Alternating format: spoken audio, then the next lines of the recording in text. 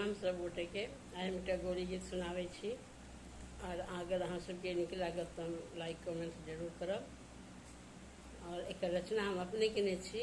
बहुत बहुत धन्यवाद सब गोटे के। कनक भवन में दियरा जरैअछि, गौरी पूजन हम जेबै रघुबर जी। कनक भवन में दियरा जरैअछि, गौरी पूजन हम जेबै रघुबर जी।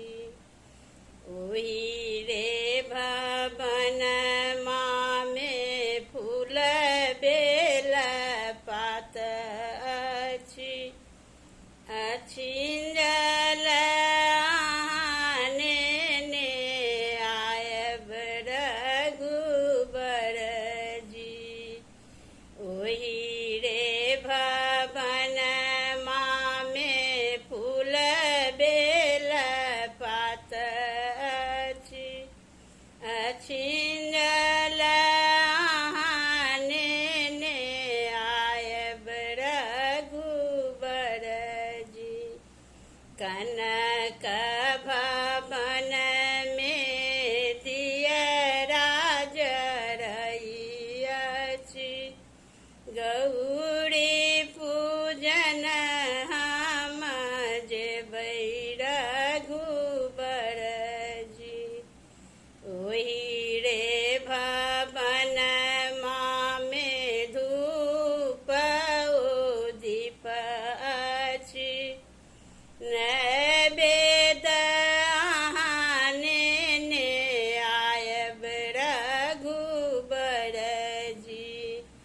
ओहि रे भवन में धूप दीप अछि, नैवेद आने आयब रघुबर जी।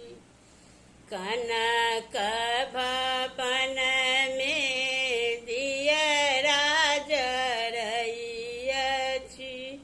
गौरी पूजन हम जेबै रघुबर जी। ओहि रे भवन में गौरी गणेश अछि, सपरी आने आयब रघुबर जी। ओहि रे भवन में गौरी गणेश अछि, सपरी आने आयब रघुबर जी। कनक भवन में दियरा जरैअछि, गौरी पूजन हम जेबै रघुबर जी।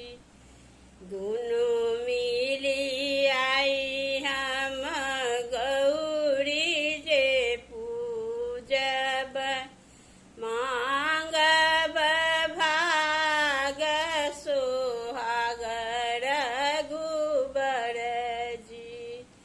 दुनू मिली आई हम गौरी जे पूजब, मांगब भाग सोहाग रघुबर जी।